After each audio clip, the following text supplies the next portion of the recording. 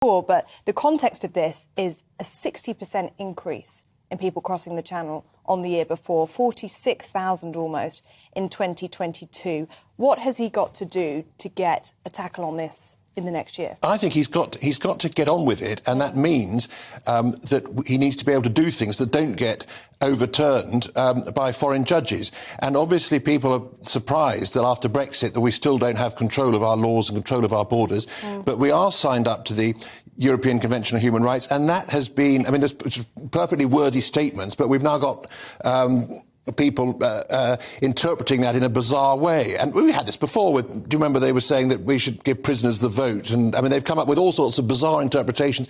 But obviously, if we have this policy, which I think would be perfectly effective if it was allowed to operate, of deporting people to Rwanda, that's fine to get that sorted out. But it's no use if it's overturned by the European Convention on Human Rights.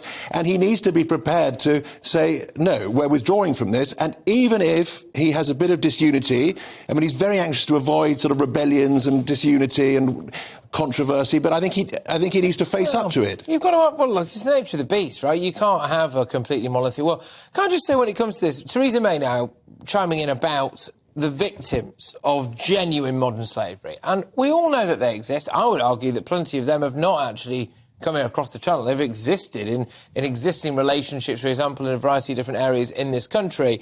But in terms of the way our modern slavery laws are currently being used and abused by a lot of people crossing the Channel, does it actually, does that outweigh the idea that there are some of the victims, i.e. we should be tightening it up? It's being taken for a ride at the moment, isn't it? Yes, it is. And the idea that somehow anybody should be able to claim they're worried about modern slavery and that therefore they should be allowed to stay and they don't need to produce any evidence. I mean, that is paid to come here. Yeah, I mean that is disproportionate. But I do think that Theresa May was quite right to say that modern slavery is a huge scandal and should be given attention. I'm afraid her legislation, I don't think, was effective. It was a lot of box ticking. We've got it's estimated 10,000 slaves in Britain in our midst in the sex industry. In sort of domestic servitude, and she passes legislation wanting to do something about it, but really it's just box ticking. You know, it's copy and paste slavery statement, you know, modern slavery strategy,